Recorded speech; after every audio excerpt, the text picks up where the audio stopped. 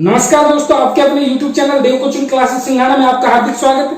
आज मैं फिर से हाजिर हूं प्रतिशत के वीडियो पार्ट नंबर 3 के साथ। पिछले वीडियो में मैंने आप लोगों को प्रतिशत की बेसिक बातें जो है वो बता दी थी। उसके बाद में मैंने अगर कोई व्यक्ति अपनी आय का खर्च करता है वो भी बता दिया था, उसमें शेष वाला भी मैंने बता दिया था। आज जो अपने पास प्रतिशत के वीडियो में जो क्वेश्चन आता है वो क्वेश्चन क्या आता है कि भाई जैसे अपने को बोल दिया जाता है कि एक परीक्षा में मोहित ने 210 अंक प्राप्त किए, यानी कि मोहित एक विद्यार्थी है, इसने कितने प्राप्त किए 210। अब 210 अंक प्राप्त किए और इस परीक्षा में 30 अंकों से अनुत्तीर्ण हो जाता है, यानी कि 30 अंकों से क्या हो जाता है, फेल हो जाता है। यदि इस परीक्षा में उत्तीर्ण होने के लिए 40% अंकों की आवश्यकता होती हो तो परीक्षा का पूर्णांक कितना है। तो दोस्तों यहाँ पे परीक्षा का पूर्णांक पूछा, तो अपना जो क्वेश्चन है वो परीक्षा का पूर्णांक है, तो इसका मतलब पूर्णांक पूछा है। तो मैंने आपको पीछे के वीडियो में बताया था कि जो भी चीज पूछी जाए ऊपर उसका प्रतिशत लेंगे।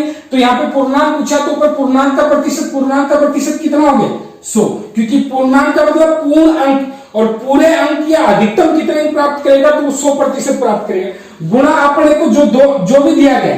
अब दोस्तों यहाँ पे जो दिया गया 210 अंक उसके आए थे और 30 अंकों से अनुत्तीर्ण हो गया। तो दोस्तों 210 उसके आए, 30 से फेल हो गया, तो इसका मतलब अगर उसके 240 आ जाते तो वो पास हो जाता। 210 तो उसके आए और 30 नंबर से फेल हो गया, तो इसका मतलब 240 आ जाते तो वो पास हो जाता। तो इसका मतलब यहाँ पे जो अपने को लिखना है वो कितना लिखना है 240, और अगर यहाँ पे 30 से फेल हो जाता, 30 से यदि वह फेल हो जाता तो यहाँ पे 180 लिखते, क्योंकि 30 से फेल हो गया तो 30 से फेल हो गया तो 240। अगर इसमें यह होता कि 30 अंक अधिक प्राप्त किए, 30 अंक क्या प्राप्त किए अधिक, तो अधिक प्राप्त करता, उस स्थिति में इस 210 में से 30 घटा देते और 210 में से 30 घटा देते, तो यहाँ पे क्या लिखते 180 लिखते। तो इसका मतलब यहाँ पे 30 अंक से अनुत्तीर्ण हो रहा है, तो इसका मतलब 240 लिखा और बटे 40 क्यों, क्योंकि 240 अंकों में पास हो रहा है और पास होने के लिए आवश्यक प्रतिशत कितना है 40। तो 240 बटे 40, और अब आप लोग 0 से 0 काट सकते हो, 6 चौक कितना हो गया 24। तो इस तरीके से परीक्षा का पूर्णांक कितना हो गया 600। तो इस तरीके से परीक्षा का पूर्णांक कितना हो गया 600। एक बार दोबारा से देख सकते हो, पूर्णांक चाहिए अपने आपका 100% गुणा 240, क्यों, क्योंकि 210 अंक उसके आए थे और 30 अंकों से अनुत्तीर्ण हो गया, तो इसका 240 में पास हो जाता है। और पास होने के लिए जो आवश्यक अंक है उसके नीचे पास होने के लिए आवश्यक प्रतिशत, यानी कि वो कितना है 40। तो 240 बटे 40 यानी 6 चौक 24, तो इसका लिए 6 आ गया। और इस 6 का मतलब 1% 6 अंक का है और इसको चाहिए 100%, तो 6 गुना 100 यानी कि कितना हो गया 600। दोस्तों यहाँ पे ध्यान में रखने वाली बात यह है कि अगर वो फेल हो जाता तो वो अंक जुड़ जाएंगे, और अगर उत्तीर्ण होने से आवश्यक अंकों से अधिक अंक प्राप्त करता तो वो अंक क्या हो जाएंगे, घट जाएंगे, और फिर अपन इस क्वेश्चन को कर सकते हैं। क्वेश्चन है, एक परीक्षा में राजेश ने 48% अंक प्राप्त किए। कितने प्रतिशत अंक प्राप्त किए 48। पिछले क्वेश्चन में 210 अंक प्राप्त किए, अंक दे दिए थे, यहाँ पे क्या दे दिया प्रतिशत दे दिया। कितने प्रतिशत 48% अंक प्राप्त किए। वह इस परीक्षा में उत्तीर्ण होने के लिए आवश्यक अंकों से 15 अंक अधिक प्राप्त करता है, यानी कि वह पास भी हो गया, और पास होने के लिए जितने जरूरी अंक थे ना उससे 15 अंक उसके ज्यादा भी आ गए।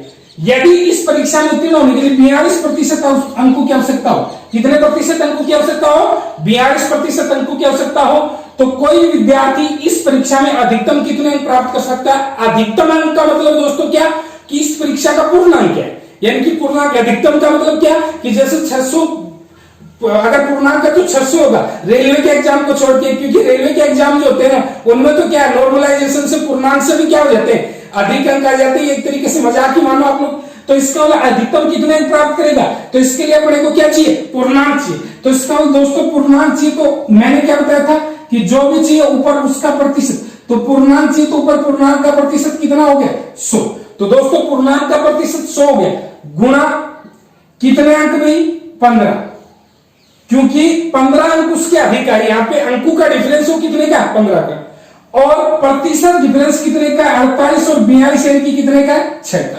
तो दोस्तों अंक तो पास होने से 15 ज्यादा है, और पास होने से प्रतिशत कितने ज्यादा है 48 और 42 के बीच में कितने प्रतिशत का अंतर है 6 का। तो पास होने से अंक तो 15 ज्यादा है और प्रतिशत 6 ज्यादा है। तो इसका मतलब मैंने आप लोगों को ये बात बता रखी है कि जो भी निकाला ऊपर उसका प्रतिशत और जो दिया जाए उसके नीचे उसका प्रतिशत। और दोस्तों ये जो बात है ये पूरे अर्थमेटिक की नींव है, और मैं पूरा अर्थमेटिक पढ़ाता हूँ, चाहे वो प्रतिशत हो, चाहे अनुपात से अनुपात हो, चाहे लाभ हानि, चाहे कोई भी टॉपिक हो, पूरा सिस्टम इसी प्रकार से पढ़ाता हूँ। तो ऊपर स्लो लिखिए 15/6। अब आप लोगों ने कहा कि 5 × 15 और 3 दूनी कितना हो गया 6, यानी कि 5/2। और मैंने क्या बताया था, जो भी दिया गया उसके नीचे उसका प्रतिशत लिख देते हो तो वो जो वैल्यू आ जाती है वो 1% की आ जाती है। वो जो वैल्यू आ जाती है वो कितने प्रतिशत की आ जाती है, 1%, यानी कि 1% 5/2 अंक का, यानी कि 2.5 अंक का। तो इसका मतलब उसका पूर्णांक कितना है, तो इसका पूर्णांक 100%। तो इसका मतलब 2.5 को 5/2 से गुणा करेंगे तो इस परीक्षा का पूर्णांक कितना है, 250, यानी कि इस परीक्षा का पूर्णांक कितना है, 250। ये तो था अपना क्वेश्चन। लेकिन अगर इस क्वेश्चन में ये पूछ लिया जाए कि राजेश का प्राप्तांक कितना, क्वेश्चन में ये पूछ लिया जाए कि राजेश का प्राप्तांक कितना, तो राजेश का प्राप्तांक पूछ लिया जाए तो ऊपर राजेश के प्राप्तांक का प्रतिशत वो कितना हो गया, 48 हो गया। राजेश का प्राप्तांक का प्रतिशत क्या हो गया, 48, और गुणा 5/2। अब आप यहाँ पे 5/2 भी लिख सकते हो, और अगर 5/2 नहीं लिखते हो तो दोस्तों यहाँ पे 15/6 भी लिख सकते हो। 5/2 क्यों लिखा मैंने, क्योंकि यहाँ पे 1% है वो 5/2 का हो गया, 15/6 लिखोगे तो भी वो 5/2 आएगा। तो ये 24 दूनी 48, और 24 को 5 से गुणा किया, तो 24 को 5 से गुणा किया तो 5 दूनी 10, और 5 दूनी 5 का 20, 5 दूनी 10 और 2 कितना हो गया 12, तो 120। यानी कि इस परीक्षा में राजेश ने कितने प्राप्त किए, तो 120। इसी तरीके से तीसरा क्वेश्चन ये आ जाए कि उत्तीर्णांक कितने, यानी कि पास होने के लिए आवश्यक अंक कितने इस परीक्षा के, तो उत्तीर्णांक थी, तो उत्तीर्णांक का प्रतिशत क्या हो गया, 42, यानी कि 42। उत्तीर्णांक का प्रतिशत 42 हो गया, गुणा 5/2, क्योंकि वो 15/6 लिखोगी, 15 अंक से ज्यादा प्राप्त कर रहा है और प्रतिशत में कितना ज्यादा प्राप्त कर रहा है, तो 15/6 लिखोगे तो वही बात आई। अब ये 21 दूनी 42 और 21 पर क्या हो गया 105। तो इस तरीके से इस परीक्षा का उत्तीर्णांक जो है, इस परीक्षा का उत्तीर्णांक जो हो गया 105। और आप देख सकते हो इस क्वेश्चन को प्रूव करके देख सकते हो कि पास होने के लिए चाहिए 105 और राजेश के कितने 120। तो इसका मतलब 15 अंक ज्यादा प्राप्त कर रहा है कि नहीं कर रहा है, और वही क्वेश्चन में दिया गया। एक बार दोबारा से देख लो, पूर्णांक चाहिए 100, राजेश का प्राप्तांक चाहिए 48, उत्तीर्णांक चाहिए 82, यानी जो भी निकाला ऊपर उसका प्रतिशत गुणा जो भी दिया है, यानी कि 15 अंक उसकी ज्यादा है, नीचे प्रतिशत कितना ज्यादा है 15/6, और फिर इसको कैलकुलेट कर लिया तो परीक्षा का पूर्णांक 250 आ गया, राजेश का प्राप्तांक 120 आ गया, और उत्तीर्णांक कितना आ गया 105 आ गया। अगला जो क्वेश्चन आता है वो क्वेश्चन आता है कि एक परीक्षा में अजय ने 38% अंक प्राप्त किए। तो पहला नाम है अजय, और इस अजय ने कितने प्रतिशत अंक प्राप्त किए 38, और यह 20 अंक अधिक प्राप्त कर रहा है। कितने अंक अधिक प्राप्त कर रहा है 20, तो 20 अंक इसके ज्यादा आ गए। फिर दूसरा इसी परीक्षा में मोहित, तो दूसरा नाम जो है वो किसका है, मोहित का है, और इस मोहित ने 29% अंक प्राप्त की। कितने प्रतिशत अंक प्राप्त किए 29, और कितने अंकों से फेल हो गया 16 अंकों से। तो इसका 16 अंकों से फेल हो गया, तो इसका मतलब अजय ने 38% अंक प्राप्त किए, मोहित ने 29% अंक प्राप्त की। अजय जो है वह 20 अंक ज्यादा प्राप्त करा, मोहित 29 अंकों से क्या हो जाता है, फेल हो जाता है। अब इस क्वेश्चन में यह पूछा गया कि इस परीक्षा का न्यूनतम उत्तीर्णांक कितना है। तो दोस्तों ये क्वेश्चन तो न्यूनतम उत्तीर्णांक का क्वेश्चन है, बट यहाँ पे रियल में कितने क्वेश्चन बनते हैं 5। तो पहला क्वेश्चन बनता है कि परीक्षा का पूर्णांक कितना है, तो पहला क्वेश्चन जो बनता है वो तो किसका बनता है, पूर्णांक का। दूसरा प्रश्न जो बनता है वो अजय का प्राप्तांक, दूसरा प्रश्न जो बनता है वो किसका बनता है, अजय का प्राप्तांक का। तीसरा जो प्रश्न बनता है वो जो प्रश्न बनता है वो किसका बनता है, मोहित के प्राप्तांक का, मोहित का प्राप्तांक। और चौथा जो क्वेश्चन बनता है वो जो क्वेश्चन बनता है वो न्यूनतम उत्तीर्णांक का बनता है, न्यूनतम उत्तीर्णांक। इसी तरीके से पांचवा जो क्वेश्चन बनता है वो जो प्रश्न बनता है वो न्यूनतम उत्तीर्णांक का प्रतिशत, न्यूनतम उत्तीर्णांक का प्रतिशत। तो इस तरीके से दोस्तों कितने प्रश्न बन गए 5। तो सबसे पहले पहला प्रश्न उसका ऊपर प्रतिशत लिख लिया 100, क्योंकि मैंने आप लोगों को बता रखा है जो भी निकाला तो उसका प्रतिशत। दूसरा क्वेश्चन अजय का प्राप्तांक, तो उसका प्रतिशत मैंने लिख दिया 38। तीसरा प्रश्न मोहित का प्राप्तांक, तो उसका प्रतिशत मैंने लिख दिया 29। तो मैंने क्या बताया, जो भी निकालना तो उसका प्रतिशत लिख देना। गुणा दूसरी बात जो भी दिया गया उसके नीचे उसका अंतर, तो यहाँ पे अंकों का अंतर है 20 और 16 36 का। अब आप लोग बोलोगे सर 36 कहां से आ गए?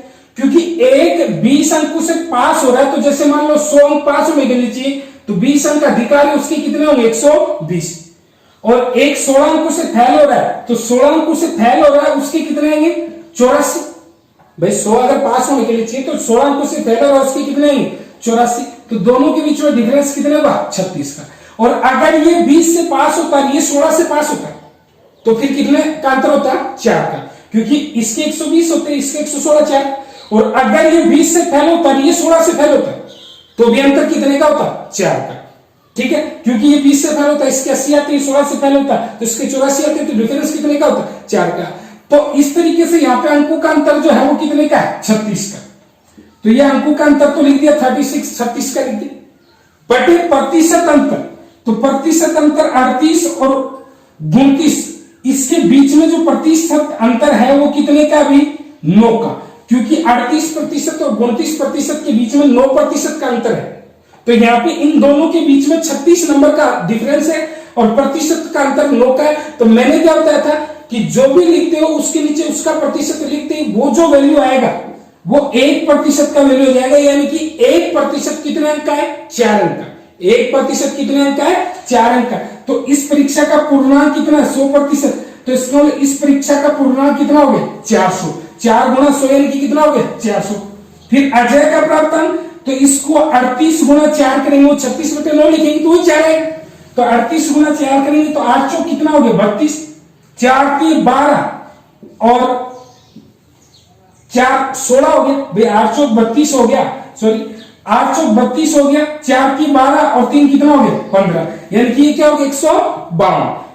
फिर उसके बाद में मोहित का प्राप्तांक चाहिए, तो वही 29 गुना क्या हो गया 4, और 29 गुना 4 तो 9 चौक कितना हो गया 36, और 4 दूनी 8, 8 और 3 कितना हो गया 11, यानी कि ये क्या हो गया 116। और आप लोग यहाँ पे देख सकते हो 152 और 116 इन दोनों के बीच में 36 अंकों का अंतर है, जैसे मैंने बताया आप लोग।